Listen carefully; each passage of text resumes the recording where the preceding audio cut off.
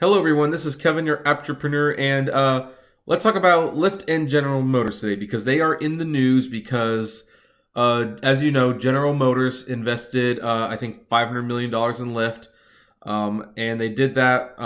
Many people believe because they wanted to get into the ride-sharing business, and this was an easy way to do it, to partner with a brand that was already established as opposed to just creating one from scratch.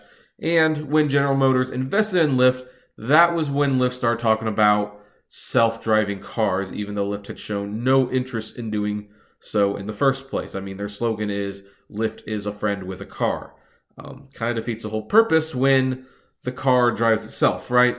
Well, anyway, a rumor has occurred, and it comes from Forbes, so I'm going to assume it's somewhat legit. But apparently, General Motors has plans to have thousands of self-driving Lyft cars on the road soon. Not a few dozen, not a few hundred, thousands.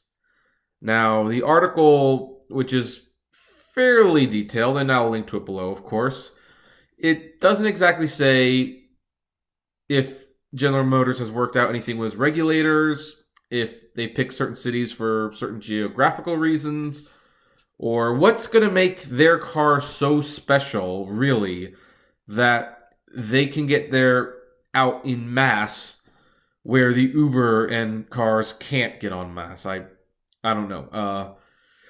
So, like I said, the article is very interesting, and it's way too technical for me to completely understand. These cars, what are these cars called? They're going to be called the Bolt AVs. Bolt autonomous vehicles. Oh yeah, I should mention they're all electric too, which is a nice touch, I have to admit. So anyway, now of course you're gonna ask, do I still believe the self-driving cars are right around the corner? The answer, well, they're here, so I guess they're just around the corner. The real question is, are they viable to do on a mass scale? I still don't think the answer is yes. I think the answer is still no. It's clear that the automakers are pushing hard for it. Like I said, this article is just a rumor. I have no doubt that they're making these cars. No doubt whatsoever. But of course, the big issue is the car regulations and stuff. That said, General Motors has been in this business long enough, and having been bailed out by the government, they might actually know that you need to get some of these permission deals in place. And if they got those permission deals in place with the government and they can put them out there and the government feels they are safe, then once again, Lyft might have a surprise leg up on the competition. Who knows? I don't know if we should necessarily be happy about that in this particular case because, again, it's at our expense. It's just, it's always the drivers. It's always the worker bee. So, yeah. Now, no, that's actually pretty much it.